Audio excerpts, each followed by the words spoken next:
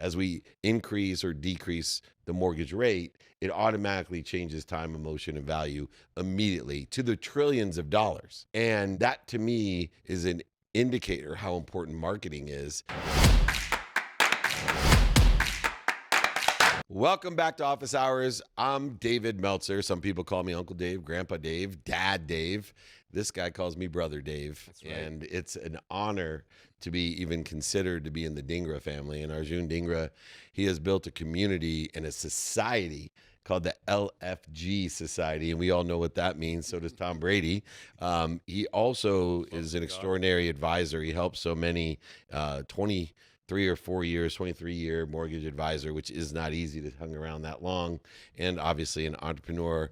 Welcome, one of the Taekwondo champions of the world, Arjun Dhingra. Thanks, Dave. Appreciate you, brother. And yeah, you're the third Dhingra brother. I love it. You look like one too, right? Yeah, most people said Dingaling. He thought it was Dhingra. They're like, that Dingaling is like, oh, he's a Dhingra? Oh, I didn't know we were related. Anyway, Let's get serious here. One of the aspects of what you do that I don't think a lot of people realize, I believe is one of your superpowers, is your marketing capability.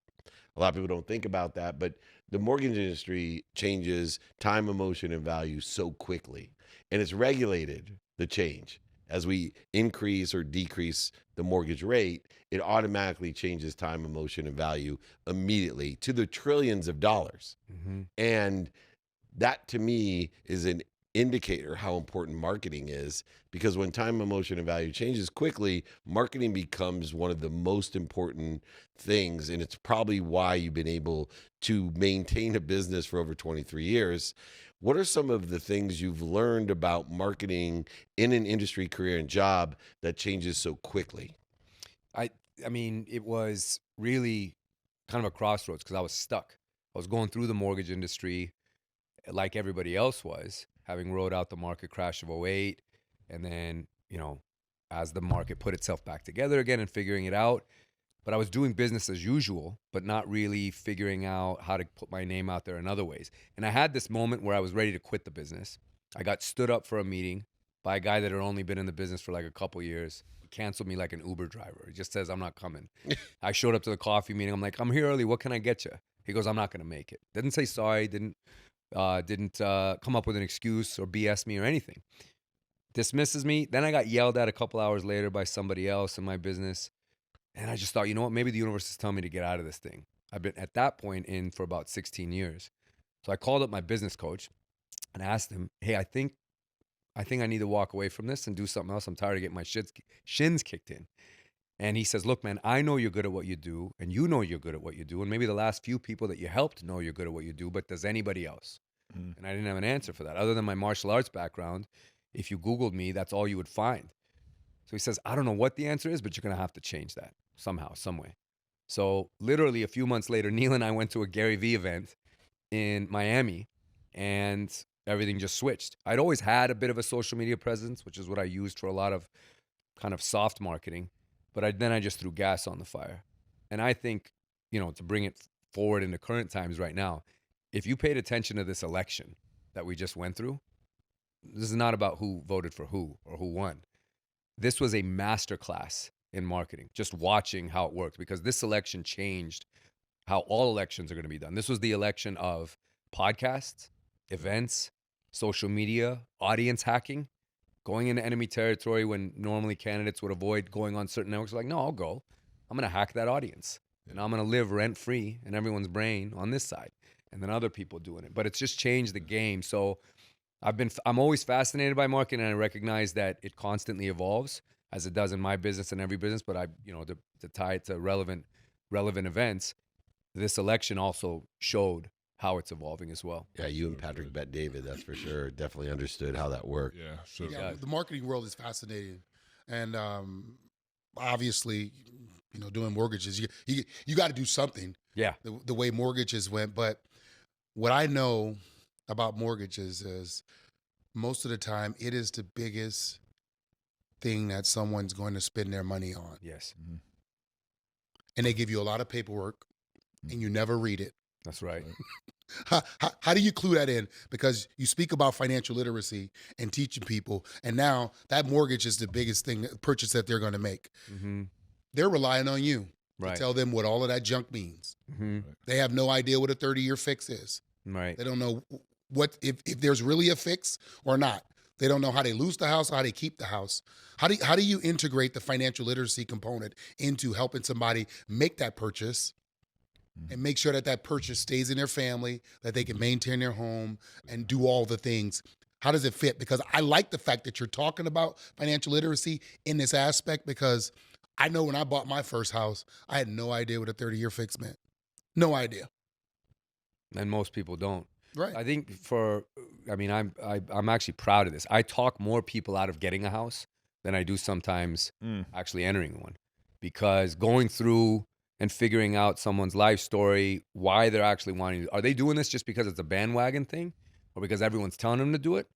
How do you spend money? How do you save? Let's look at everything. And I mean, look, I look at thousands of credit reports and financials on a yearly basis. And in California, in the Bay Area, where I see people who, as a combined household, make $300,000, $400,000, $500,000 a year, which is very good money for an everyday person living in this country, and they're broke. They're actually in the red. So they're making this much money, and it's all going out, and then they want to buy a house. Mm-hmm. Like, this is the last thing you need to do. You need to be just writing a check to your landlord, calling him up for maintenance, because you're not going to be, if something goes off in your house, you're done.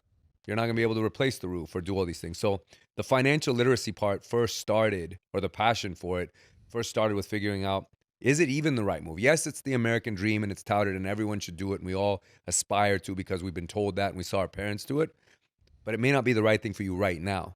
So getting people's financial house in order, figuring out what their habits are, what their relationship with money is, what their conditioning was to it in the household they grew up with. Was it a healthy relationship?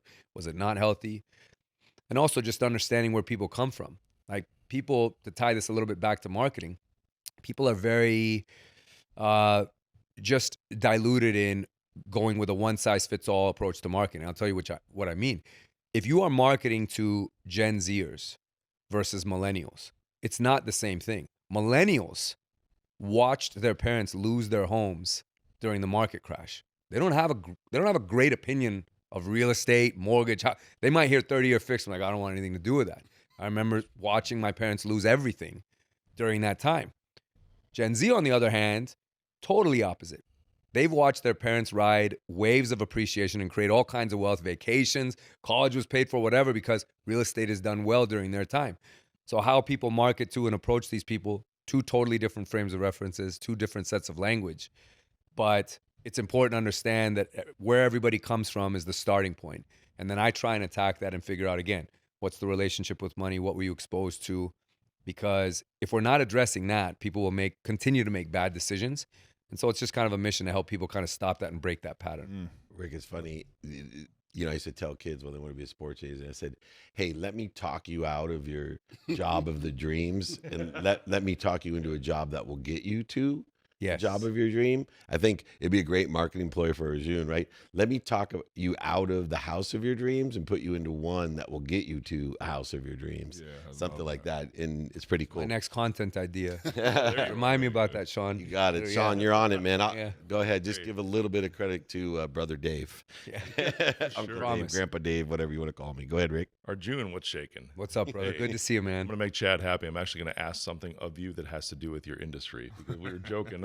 He's like, do you ever Where'd you get that jacket from? Greece? Did you steal that from a pink lady? He's like, over here. Is that over here? He's like, no, I got a question about that over there. Rick's asking, Arjun, did you get that jacket from Greece? Did you steal it from a pink lady? He does it with love, but I'm like, where did that question come from? It's all right. It was off Instagram. It was $40. We're black. Yeah. Arjun's been on my show. He knows how I am. Oh, so he knows. Exactly.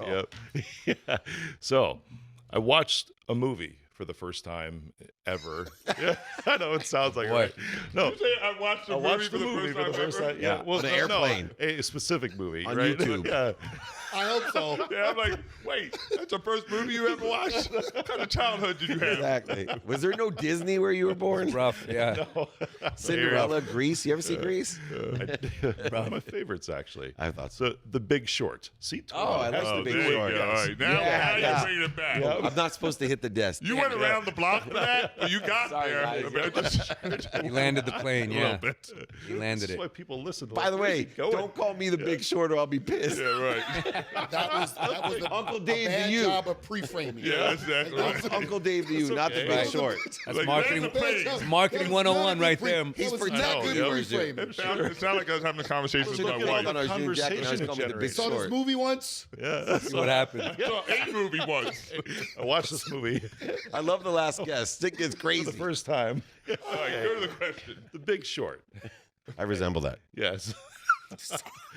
It was incredible seeing the ins and the outs Yeah. of how this happened. You know, you're talking about millennials and how it was millennials, right? And how they watched their parents lose everything. Big time. You know, it was insane how that happened and getting into it. I love movies like that are so accurate. Without a doubt. We've got a new administration coming in, Yep. right? And you've seen a lot of the 23 years, 24 years in the industry, right? Are there any more indicators like that? Obviously, the same types of investments kind of sort of still exist, Yeah. you know, and I'm seeing those things kind of like rise to the top in a certain bubble. I mean, dude, it's like my house is, you know, 3x'd over the last few years, you know, and I know there's a lot of different reasons for that. But then I also see commercial real estate. There's a lot of private lenders now that are jumping into it, and it scares the Big time. fuck out of me when I see where all that money is going right now. What is your take on where we are and where we seem to be going in the next however many years? Well, you said it, and it's not being talked about enough. The commercial real estate banking crisis. It's not being labeled that, but it's imminent. Yeah. It's about to happen. You've got loads of buildings and loans that can't be refinanced. The office dynamic, the commercial dynamic has changed so much in the wake of COVID. People aren't going back to work. These buildings, these leases are worth nothing. Yeah. And so they're effectively upside down. You know, you're seeing it like in San Francisco, where I'm at. You're seeing loads of commercial building owners just turning the keys back into the bank. The mall, the big mall, this was a huge story, Westfield Mall down in downtown San Francisco. The owner, the operator of that, turned the keys back in. The mall is a ghost town now. Wow. And for an area that was already struggling, this is like another black eye, unfortunately, on the space. As far as residential real estate, it still comes down to supply and demand. Yes, there were indicators. Hindsight's always 20/20, but if we look back at 06, 07, there were some cracks that were starting to show, and we were also overbuilt. Right now, we have an imbalance of people that have their hand in the air saying, I want a house in America, to available homes of 4.5 million. 4.5 million people have their hands in the air for a house, and there's no house for them. Yeah. So there's just supply and demand, which is why prices have continued to escalate and likely will. Now, they may not at the same clip because new administration, different economic climate, whatever it is, those kinds of ebbs and flows will have an impact. Yeah. But real estate as an asset class, unless there's a major shock to the labor markets to where gluts of homes just hit the market, or if building is somehow sped up, which there's no sign showing that it would be, because we have a depleting construction labor force in this country, and cost of goods, material, and land are not cheap. So it's not actually in the best incentive or in the best interest of builders to just suddenly put out a bunch of homes. So all these things are my roundabout way of telling you that there likely is, even though things may appear frothy, we're not on the precipice of anything that could be a crash. Now, the commercial banking crisis could spill over into the residential space because capital could start to get very tight. If there will be some bank failures, it's inevitable. Small, maybe question. not. There's no Lehman Brothers type situation. Yeah, it didn't stop looming. with Republic and No, SVB. No way. no, it's not stopped there. That's Yeah. the beginning, and those were actually not small banks at all, Yeah. right? I mean, these are all very large, mid-size or lower tier large banks. So there's going to be more of that. There'll be a ripple effect into the residential space because banks will get tighter. They won't want to lend as much money. They may not be able to. The role of the federal government now coming in with the Trump administration. Are there going to be some bailouts? Will they be acquired? It'll be interesting. But I don't think a residential crisis to the likes of '08 is imminent simply because of that supply and demand issue. Yeah. Sure. Wouldn't you say, or would you say, let's just say if the plan of what Kamala was trying to do, which was build affordable housing, Yes. that would have crumbled the market. Would have killed it. It would have killed it. Yeah. If they would have built all of these homes Would have killed the market. to where those 4 million people, 4.5 those people million. that's like, hey, I want to buy. And I was thinking, I was like, how many of those people are pre-approved? Yeah, that's right. Yeah, that's exactly right. Because your now point, in yeah. California, you're not talking to nobody if they're not pre-approved. If you're not pre-approved, you literally, they don't even see your hand. Yeah, That's right. that's right. That's right. So Yeah. I'm just like, is it possible that had a lot to do? Like that could not. Her plan was Was like never going to work. literally. She jumped off the bridge when she said that. Yeah, I think so. You know, agreed. I put out some content on this on both candidates' housing proposals. Kamala's first was that she wanted to put up forth that $25,000 buyer credit towards a down payment. Noble idea. To build a home. to build a home. No, first to buy a home. This was for buyers first. The building part came second. To buy a home. We don't have a demand issue in this country. We have a supply issue. So this isn't going to do anything of actually helping or what the intended consequence was. The unintended consequence is going to make homes more expensive. That's right. Now we have a bigger problem. Correct. Then what she wanted to do was to incentivize builders through tax credits to build more homes. And her plan was, I want to build 3 million homes in 4 years. That part. 1.1 million homes are currently built a year now. Yeah. That doesn't even keep up with the 1.6 million that are required of demand. So we're already at, I don't know how it was going to happen. It was. I don't know where it was going to come from, to your point. But regardless, Rick's house go from 3x to like 1x. Like literally your value drop if nobody's buying. No, if you flood the market with a bunch of inventory, Exactly. Everything's and going no to one drop. could Well, buy, You it would have been literally. it would have been a market killer, without Yes. a doubt, Marshall. You're Okay. absolutely right. Okay. I own one of the largest training and performance companies in new home construction. There's nobody that works with more builders than I do, and I can tell you, there's no way that works. And what happens now, what we do see is going to happen is those interest rates hit 5.85%.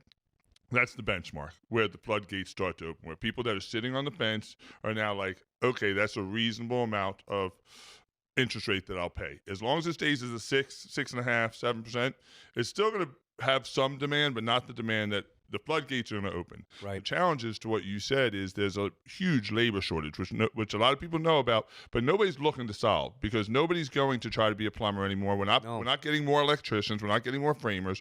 So then, okay, everybody comes out to buy.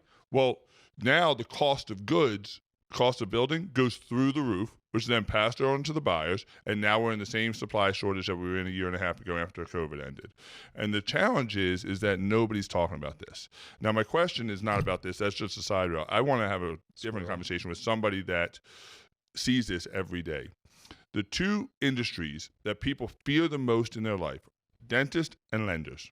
Dentists and lenders. Right. And the challenge is because in the lending industry, there's so much shame and judgment around people's financial past Yes. that the last thing they want to do is be put on trial and judged by decisions they've made in the past financially. And so what they do is they don't call or they don't meet the right financial analyst. And somebody who came from a mother that had nothing and was in those judgment areas as a child, how do you ensure that you liberate people to educate them when they're so afraid of even talking to you? And I don't mean you personally. I'm talking about lenders in general. Well, I think there has to be a degree of vulnerability, Yeah. right? And understanding that I've either sat where you are sitting or like in my personal case, I can't speak for the entire industry on how they have to do it or how they go about it. How would you do it? I do it from a place of just vulnerability and authenticity. I've bought homes. I've won with real estate. I've lost. I've gotten my ass kicked. I lost everything in 08. All the homes I own, many of them were down here in Vegas, right? So I know what that feels like to have the shame, to have to rebuild your credit, to literally have a credit score so bad that if I walked into certain establishments, alarms went off. It was that bad. Like, get this guy out of here. So, and to Marshall's point, in California, if you're not pre-approved, they're not even looking They at won't you. look at you. I own the largest video secret shop company in the United States. So we send people in, secret shoppers with hidden cameras, to all the builders across the country, and we watch these shops and we give reports back on how salespeople do and what the culture is like. Right. And I'm telling you, in California, if you are not pre-approved, No chance. that's the first question they're asking. The realtor won't even take you to go see a house. That's exactly right. You've not? Okay. So now you have somebody who and there is somebody sitting at this table at the end whose name is Dave, who lost it all and lost that house. Yeah. That you had to buy, that you bought for your mother. Many houses. Right? Yep. And imagine the shame and judgment that you would get if you're trying to rebuild or don't know how to rebuild. And I think that the backbone right now of home purchases really starts with lenders that understand how to lead with empathy and not judgment, and help people with the financial literacy that Marshall's doing. Help with the financial literacy that you're doing.